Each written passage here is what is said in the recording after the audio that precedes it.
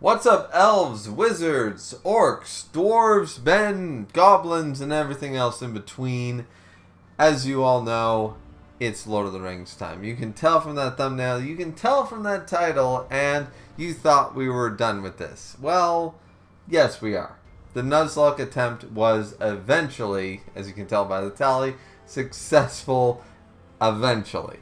However, I would be remiss to say we never got to show you guys our evil mode run. Now, I'm not 100% sure whether evil mode is dictated based on a specific save file. I don't know what the changes necessarily are. I don't think they change very much, and if they do, they change very little at all. Maybe it's an RNG thing going on there, but either way, I would be remiss to not give you guys our evil mode playthrough at the end of our Nuzlocke save file. So though we were not able to use the benefits of evil mode during the playthrough for our Nuzlocke challenge, I felt like, hey, here you go. Here's basically a couple of bonus videos to showcase our evil mode run. So let's get underway with it.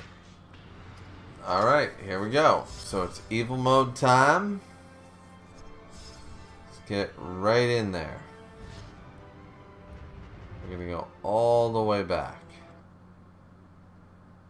to Edagon. Ooh, here we go.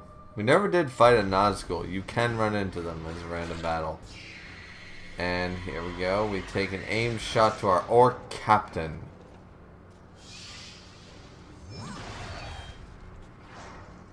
Gonna have fluid strike to our orc vet. And an orc bane that misses. Alright. Murder of Crows is obviously one of the most powerful abilities in the early games. So let's use it. 43. Looking at the numbers now, it doesn't seem so crazy, but it's crazy back then. Yeah. Shadow Blades, let's go. Ooh, 148. Ooh. That orc vet is the one to watch out for. Let's go. Fell Blades, 149. Oh, Elagos is looking weak. Murder of Crows. 45. And he's down. He's down. Guardian Strike, yeah, he's got no chance. He has no chance here. Hook shot. Fell Blades. There we go. It's over. It's over. That was one of the easiest fights I think I've ever had. And here we go. Creature Bane. This is going to miss. Oh no, it actually hit. Usually the sound gives it away. But let's go. Alright, Murder of Crows. We got another orc vet with us, so I'm not worried about it. 260. Yeah, and it gets rid of Idriel right away. Company Valor. Fair enough, but it's not going to matter much if this hits. Shadow Blades. 158. Fell Slash, and that's it. Like, these guys are obviously quite weak, but like, they shouldn't be this weak, I would argue. Do you know what I mean? Like, there should be still a bit of a challenge, given that it's hard mode. But I don't think, at this point, now I'm convinced that evil mode is not affected by whether you're playing easy, normal, or hard.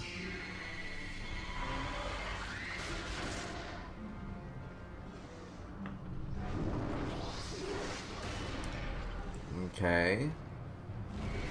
If I stood here all fucking day, they couldn't kill that cave troll. We could be here for a literal hour before they killed that cave troll. And one attack. You can't convince me Elagos at this point of the cave troll only has 209 HP. And that Barathor only has 200. They easily have 400 at this point. Like, yeah, they are weakened down to a considerable level. Yeah. Very sad. Very sad. I think evil mode is kind of a a bit of a joke in that regard.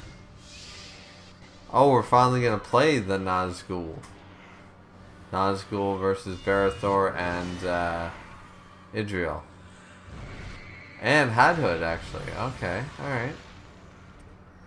Let's go. Nazgul Scream.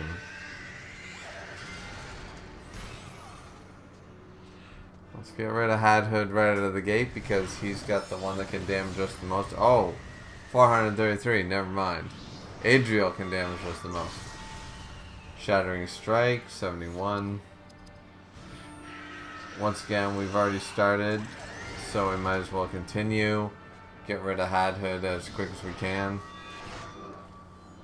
The Shattering Strike misses. Race Slash. And we miss. Alright, it's Nazgul Scream time. Come on. Goblin Bane misses, but that Loudwater Fury is not going to miss. It does over 400 damage to us. Like, we really got to get rid of Idriel, but I didn't want to give up on the Hadhood style, so this is actually kind of scary. So at this point, I'm like, fuck it, I'm switching to Idriel, because she's the one who's actually doing damage. 315 on a critical. One more will definitely, or should, kill her. Because they didn't just go from the Cave Troll having less than 200 HP to having like 600, you know?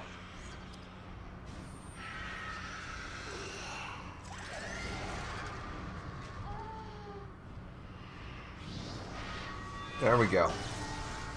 And a Shattering Strike. We take that. Now we can go back to Hadhood. Get a crit that does almost 300. Take him out. We're just hitting ourselves into the yellow. And now we can take down Barathor. With probable ease, in all honesty.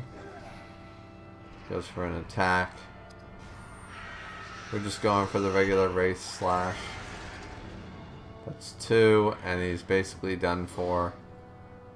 There's nothing more he can do. We don't even go for the thrust or the Nazgul Scream, we just take him down. And there you go, where we would have gotten the Elf Stones that we could not use anyway. So even if we had done the evil mode, we wouldn't have been able to, you know, utilize the rewards anyways. So, yeah. And here we go, the Watcher in the water. Funnily enough, we did not fight the Watcher. Sometimes you do fight different battles in evil mode, but this time we're fighting the Watcher in Moria, not the one outside of Moria.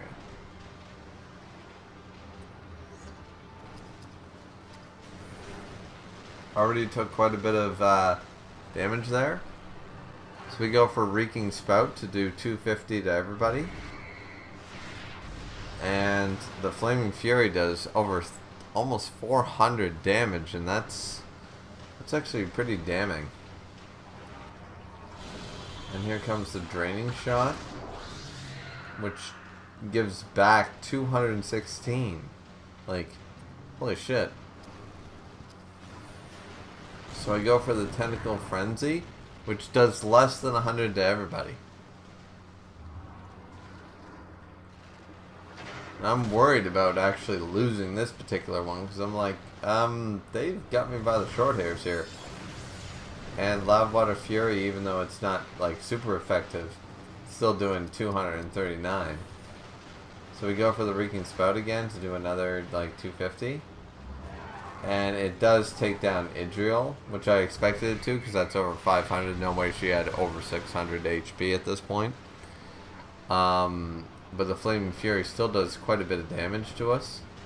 So now we've got to worry about the fact that Elagos still has Creature Bane, Draining Shot. His normal attack does 200 to us. So now it's Reeking Spout time. We got to take out at least one more of them.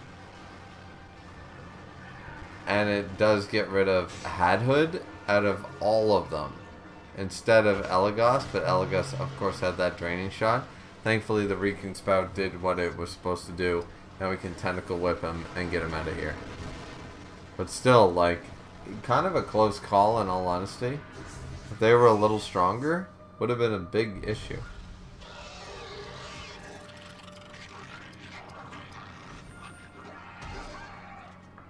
Now, if I remember correctly, normally this has 5 goblins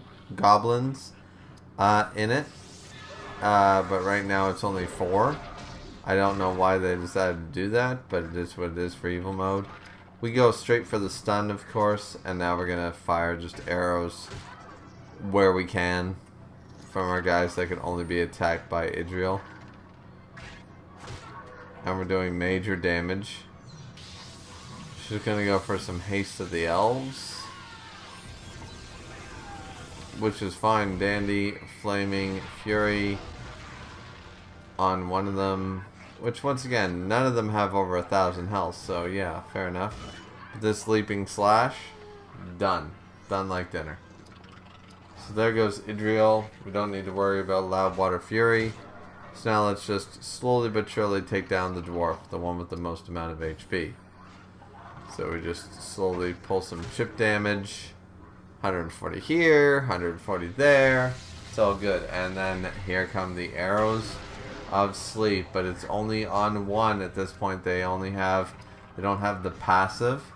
Once again, the passive would make this a totally different kettle of fish. We immediately start going for Elegost, realizing that he's going to start using arrows of sleep. And we go for Stun Strike again, which should kill him actually. But just in case, we had the goblins go forth and we did Stun Strike. So the goblin swordsman is gone. They actually, Hadhood managed to Flaming Fury that. But the amount of goblins left, Hadhood stands no chance.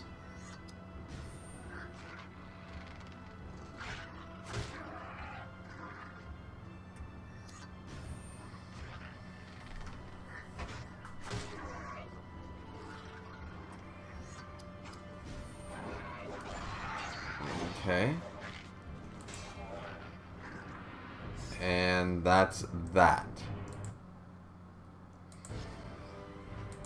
Alright, so let's go to Eastern Moria this time.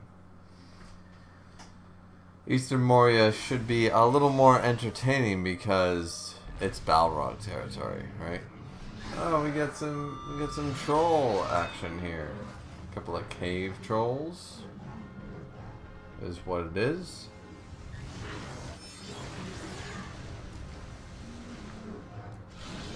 Loudwater Fury basically does nothing. Draining Shot actually does quite a bit more. But we have Massive Swing, which is going to do, let's see, 700 damage. Now, yeah, they all will probably have above 1,000 HP at this point, but 2 Massive Swings, yeah, no. No, they're not surviving that, so this is going to be easy pickings. Troll Clubbing misses. Alright, so we go for the Massive Swing again then, so screw it. To Idriel, who still has over 1,000, alright. Elven Rage, which does nothing, realistically. The critical is all that actually mattered with that one. Fellowship of Grace, good idea, good plan. But now I can go for a Massive Swing again because the... Oh, wow, wait, what? About time, like, does she have over 2,000 HP? 2,000 HP? Did she have as much as a goddamn troll? Like, are you kidding me? And then that's what I'm talking about. 1,400, boom, and then 900 to kill. Let's go, let's go. It's about time. You know, sometimes the levels are so inconsistent. Like, I want a challenge, but at the same time, I want it to be realistic here. Alright, so let's assume each of them have at least 2,000 HP at this point, or more.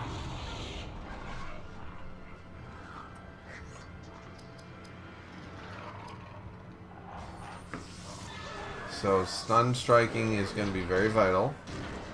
So we're going to take Hadhood out of the equation. Then we're going to continue to attack Idriel. Yeah, makes sense. Just do a little bit of chip damage. Chip damage. Well, actually, that's real damage. Loudwater Fury, 700. Holy shit. And then a draining shot from Elagos. My god. Alright, so I could Dark Renewal or Flames of Odin. Dark Escape. Didn't even check what that did, but I assume it increases momentum or something like that. Because it affected everybody. So do more damage to Idriel while Hadhood's out of commission. Flames of Odin. Here we go. 288 damage. Not bad. Leaving Slash. So close. So close to a kill. Aim shot. Little. Oh, here comes the flame. Oof. I don't know if we get replenished like they did. Like, can I beat on the drum? I have no idea. So I go for Dark Renewal. It doesn't look like I'm allowed to beat on the drum. Maybe I am allowed, but I don't want to take that chance. So we take care of Idriel. Then we go after Elagos. With a quick critical, which is nice. And a stun strike on Hadhood by the looks of it.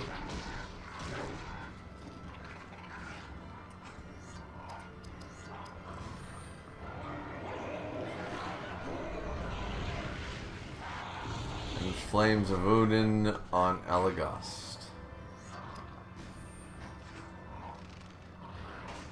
I noticed they make sure that there's no characters, generally speaking, when there's characters that can't hit, like Barathor can't hit the far away enemy. He can only use leadership abilities, and he doesn't have a sword skill that hits. And there goes Elagos. Evil mode always makes sure that all the characters can do both. You know, anybody else notice that? Like when it matters, like for these major battles. At this point, we definitely win. I don't know why we're going for the Dark Renewal, but we are. Alright. Cool. Let's sit back and enjoy the fact that we kicked ass at Evil mode. But that being said, I don't think hard mode affected that at all.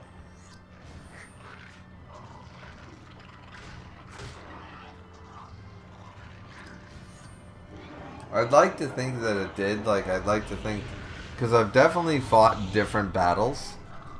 You know, different characters, but also different battles, different amount of battles in Evil mode. So I think it's just an RNG thing, in all honesty.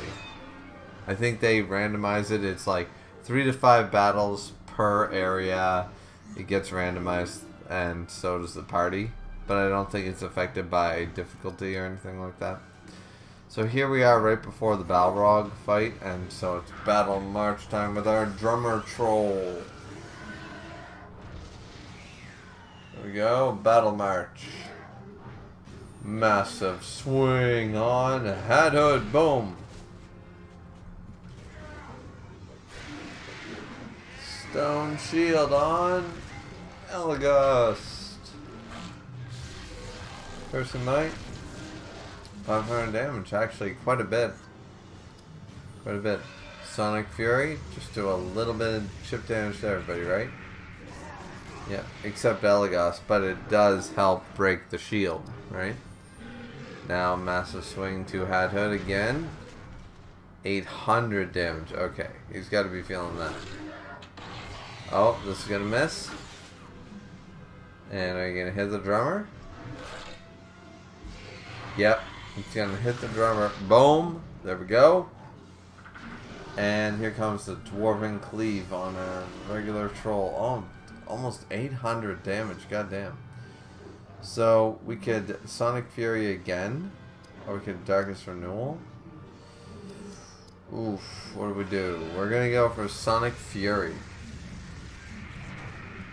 Just slowly damaging, doing chip damage to everybody, but also slowly breaking that that shield, and we get rid of Hadhood with the troll clubbing.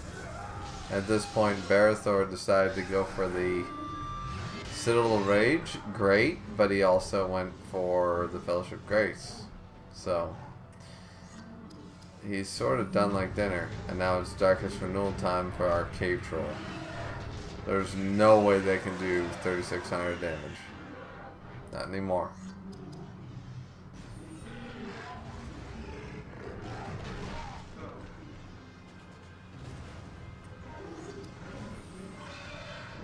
A little bit of Sonic Fury, and boom!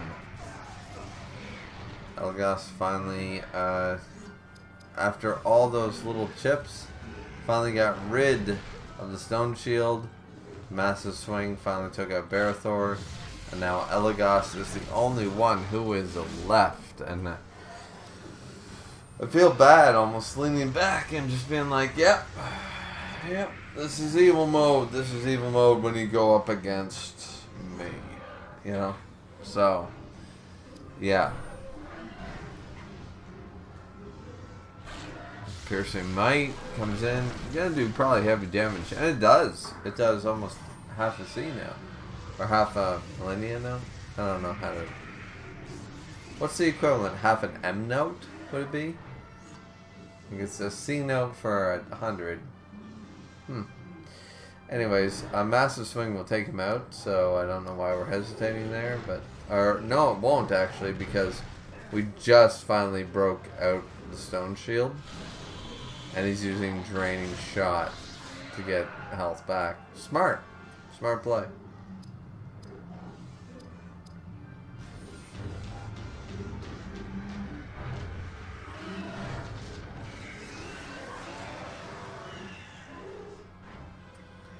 I'm securing my victory a little bit there with the battle renewal. I don't think it was necessary. I think we basically could have went with either Battle March or Sonic Fury, but we just want to be sure, I suppose. And then we go for the Sonic Fury, which now will do a little bit of chip damage, unlike when he was surrounded by Stone Shield. And a Massive Swing finally takes him out, and now it's, I assume, Balrog time. Yep. 72,000. Now, when I faced him, I believe he had more HP, but yeah. Yeah, so Roaring Inferno is definitely the first thing to do. Takes out AP and HP. Nobody has more than that, and yeah, so now all that's left is the wizard himself. The Grey Pilgrim Gandalf is the only one left. He's gonna go Bolt of the Valor. And he's gonna do basically Mortal Decay level damage. But it's not gonna matter. Pillar of Wrath.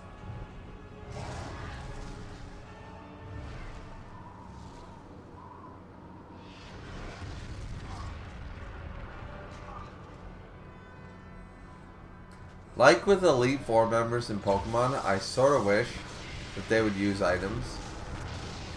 Or, like, because I've never seen, like, they could have just a set stock of them, but still, it would make this more challenging because, like, look at this. Even on the hardest difficulty, there's no way you do that much damage to Gandalf. Like, Evil Mode just cherry picks and gives it to you. Like, the Balrog fight isn't even fun. I'm serious. It's not even fun. Now we go for East Emmett Gullies, which, by the way, only exists in this game. There is no East Emmett Gullies. So here we go. This is one of the second to last major battles that we have in this weird transition section between Moria and Rohan. So now here's where we just try to attack. And you know what I said about Barathor being there and stuff like that? However, at this point he has War Call or War Cry. War Call, I believe, is the ability. And yeah. So at this point, oh, he took a lot of AP from us. And the Draining Shot, yeah, alright. We see you. So the Damaging Shields mean nothing, Mirkwood Mist means everything, I get you. And I can't really war call on anybody. I don't know why I can't, but there we go. Fuck. She had more HP in Moria. Like, does anybody see the problem with this? She had like over 2,000 HP in Moria. Now she only had like 1,500 here. Like, I understand that you can play different factors, different versions of the game, but yeah. And we really gotta... There we go. We took out Elagust.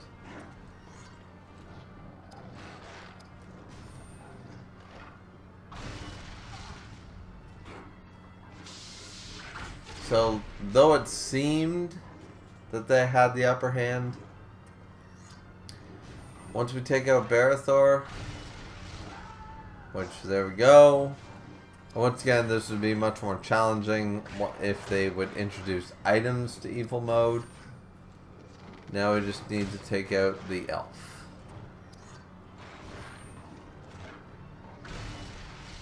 Which does 1,200 a hit. Even if he has 10,000 HP, which he doesn't. He never does. It's still going to be, you know, yeah, there we go. And here we go. Oh, another fight. Oh, in front of the statues.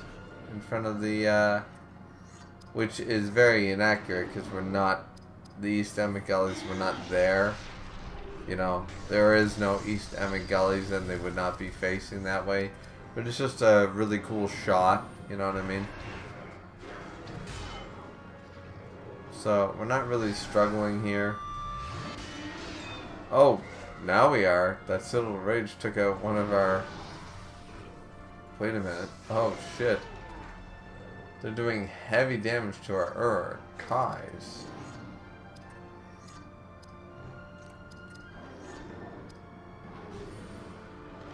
Let's launch an Urk Bolt. Get rid of Idriel. Alright, that's one gone. And now Grave Wounds. Come on, hit him. There we go.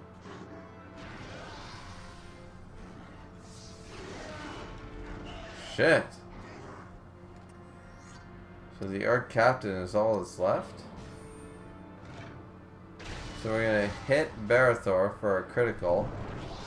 It's going to go for an Orc Bane, which does more damage. The Grave Wounds finally kill Hadhood. And we go for an Urk Bolt, which thankfully was a crit. Oh, we got really lucky there. We could have lost that one, actually. That was bad. That was really bad. Now here with the old Warg, who we never had a problem with, and we did not show in the we did not show in our initial game. Wow, Stunning just immediately kills Elagust. Wow.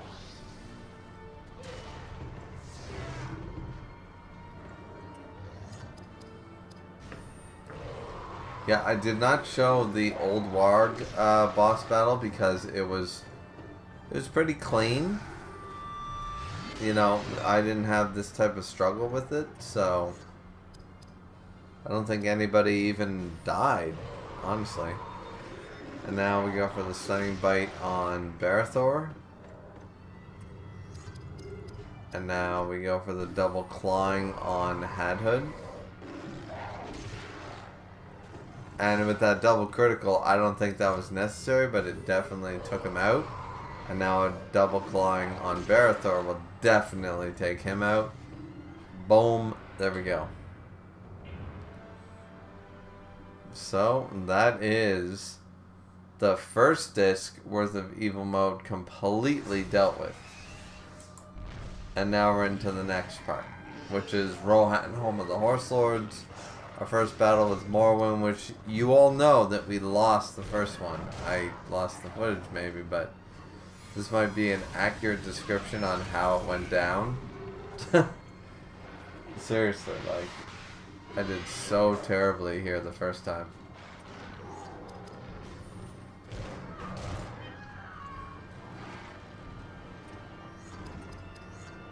See how easily we took out Morwen? And then Murder of Crows does 1,200 damage. You know, like, most characters at this point, the most they can have is 3,000.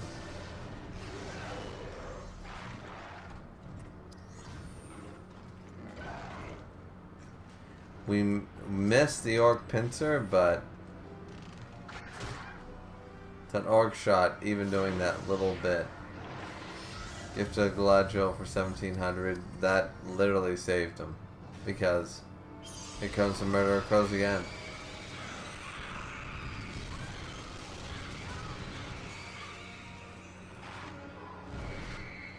And the Flaming Fury comes in against our Orc veteran.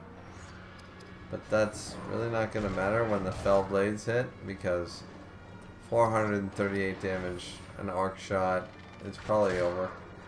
Not quite, not quite. Oh, here comes the Gift of Galadriel again. Alright, so now we see what's going down here. It's foul sleep time.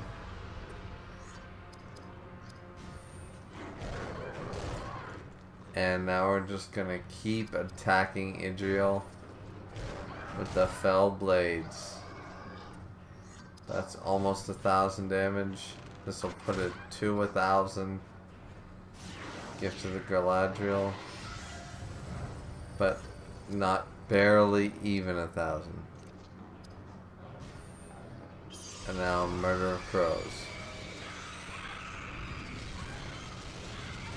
So we undid anything that the Gift of Galadriel did.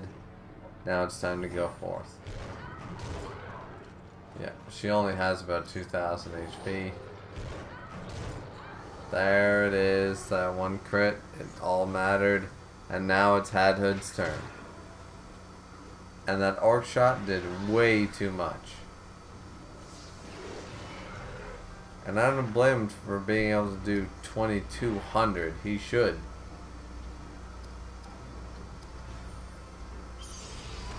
But yeah, it's just too much.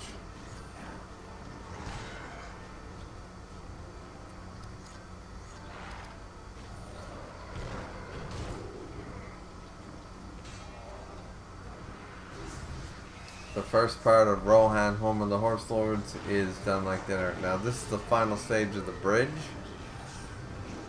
And once again, I don't know if we're going to get our allies in here like they normally do, but we're going to just go for it and start attacking the one that's the most deadly, which would be Elagast in this particular case. But we're going to Grave Wounds Morwen immediately, and Grave Wounds Hadhood for some lasting extra damage just in case. And the draining shot hits our Urda-Ka. Poison wounds. Alright, same idea. Same idea as what we're going for. Did 2,000 damage, and Dwarven Cleave did quite a bit, so fair. Fair enough. Alright, so now we're going to go for getting rid of Morwen immediately, because we can from this range. And that drain shot, you know, saved yourself, but it did not save Morwen. Here comes the aim shot at one of our guys. Boom. One more of those and we're done. There's no way to heal, so we're just going to have to go for Elagast immediately with Grave Wounds. And we're going to go for Hadhood with the same. Just keep up the damage. Ooh. Damage on our bowman. And it looks like we won't be getting our reinforcements, which would be kind of unfair given how the computer plays. So, and boom, 2 arrows to take down Hadhood, and now it's Elagast's turn. Grave Wounds and Earth Blades. It's over, baby.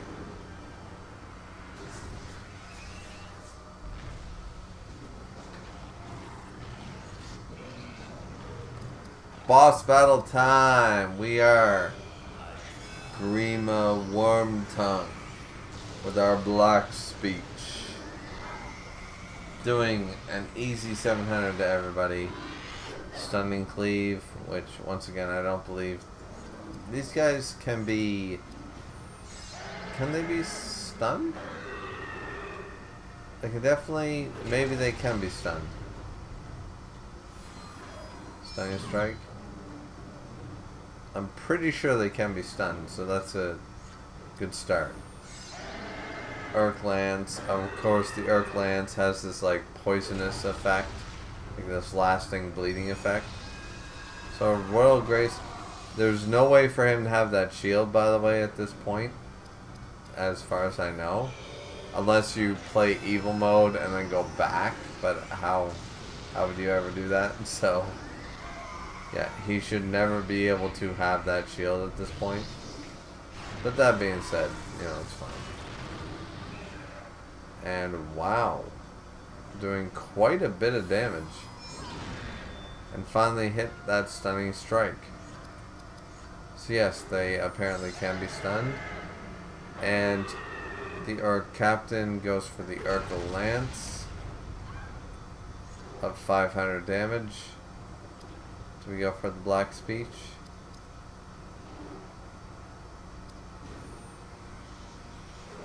Ropes of Shadow. I don't know why we're doing that. Hidden Slash. I don't know why we're doing that either. Comes the Urk Lance.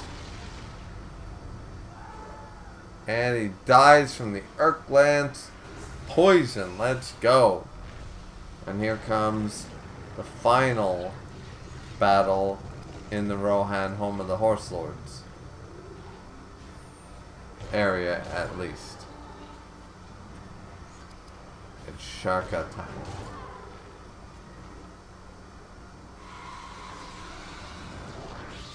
Kingsfall of Grace, Stunning Strike. But we're immune. Yes, we are. And then we have Double Clawing. Go, Shaku, my pretty. Miriam Rage. Doesn't do nearly enough. The Fell Blades are going to make up more for the damage lost. And there goes Idriel. Creature Bane. Relatively scary. But not against... Well, I mean, it still does high damage to an orc, but might have been better against you-know-who.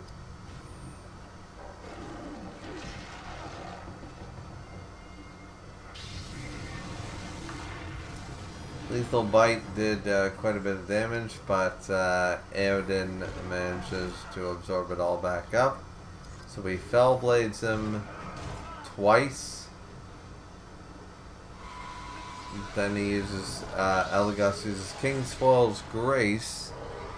But that double clawing is going to make that moot. 1600 damage. Yeah. You got no chance now, Elagos. It's a waste of time. Let's go. So you got that Creature Bane going. You know, it is what it is. But this double clawing, it's the end. Still not the end? My god. Orc Pincer. There. Finally. The Ranger goes down and we win. Thank you guys so much for watching. Don't forget to like, comment, and subscribe as always. Really appreciate you guys watching this sort of bonus part of our Nuzlocke attempt on Lord of the Rings: The Third Age. This is just a little caveat at the very end. After we played through the game, we decided, you know what I mean? It was just like, hey, play the evil mode, see what happens. And I happened to hit the record button, and now you guys get to see it. So, thanks, guys, for enjoying, at the very least. And leave in the comments what other games you, any RPG or any RTS sort of style games that you'd like me to attempt a Nuzlocke attempt on next. You know what I mean? I'm always open to suggestions, so definitely let me know that in the comment section down below. And we'll see you guys back next time. So, as I already said, like, comment, subscribe. We'll see you back here next time. Have a good one. Sayonara.